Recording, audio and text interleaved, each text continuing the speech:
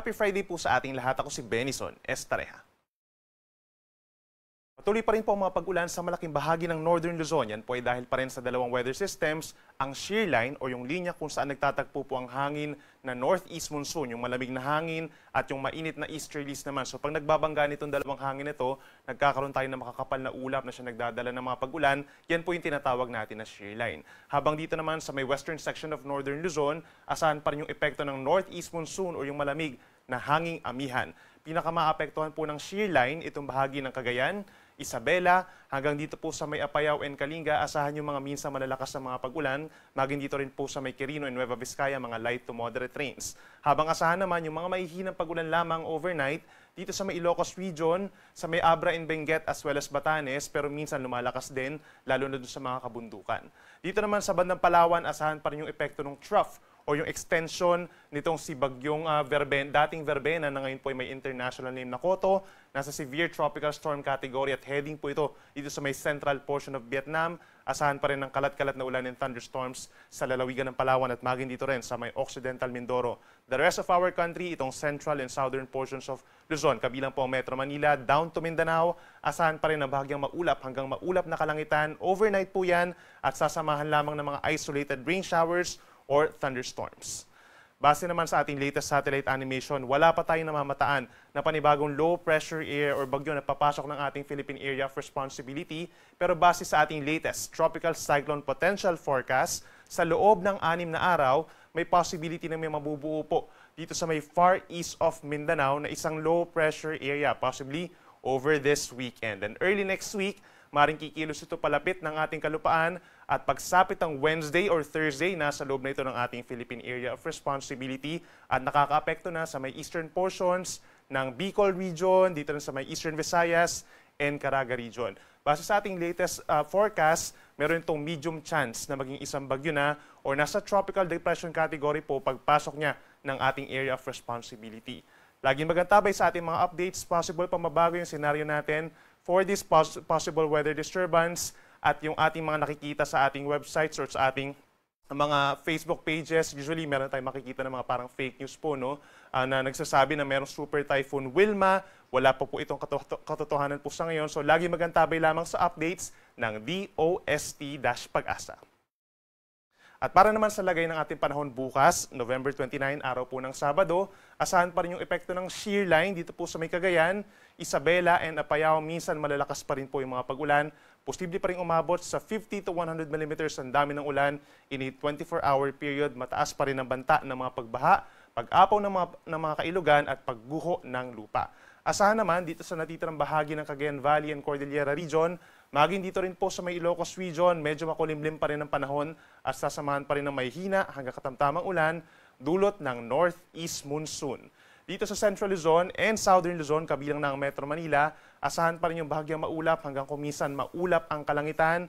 Madalas yung kaulapan dito sa may western section, sa may facing the West Philippine Sea ng mga provinces, Zambales, Bataan, Occidental Mindoro, asahan yung minsang makulimlim na panahon at mga pag-ulan na bago magtanghali, habang mas madalas naman yung mga localized thunderstorms over the rest of Luzon pagsapit ng hapon hanggang gabi. Sa Metro Manila, magiging mainit po bukas ng tanghali hanggang 32 degrees, maging sa may Legazpi City. Sa Baguio, presko pa rin po ang panahon mula 17 to 22 degrees, habang dito naman sa may northern portion pa of Northern Luzon, sa may Tuguegarao, hanggang 29 degrees and Lawag hanggang 30 degrees Celsius.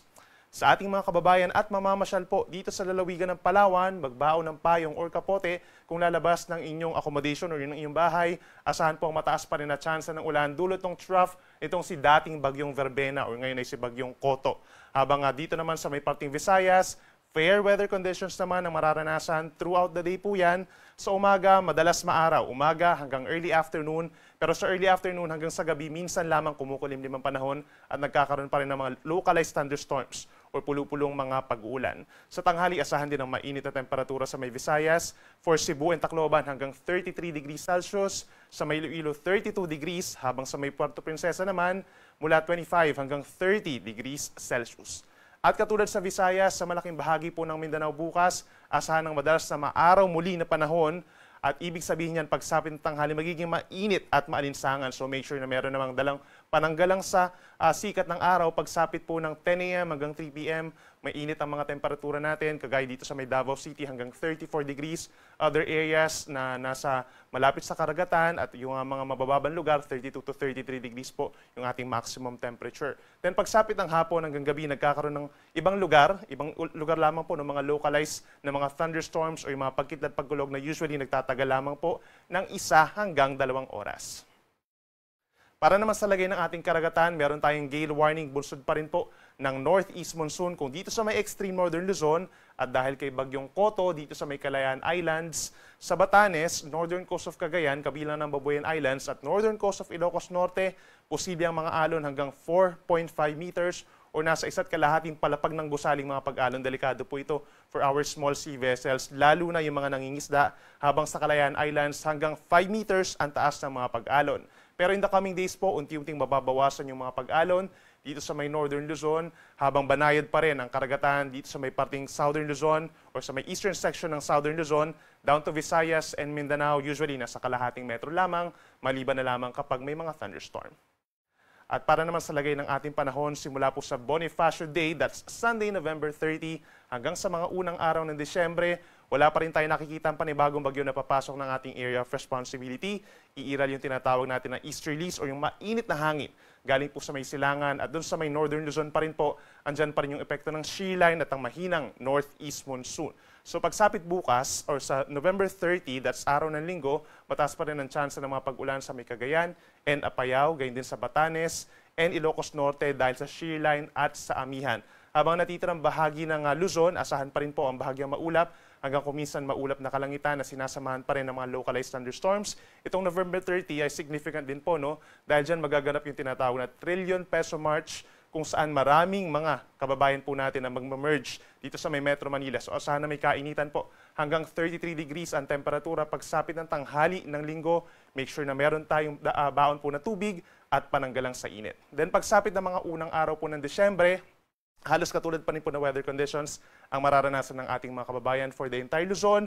Bahagyang maulap at minsan maulap pa rin ng kalangitan na sasamahan ng mga pulupulong ulan lalo na sa may eastern section dahil po yan sa easterlies.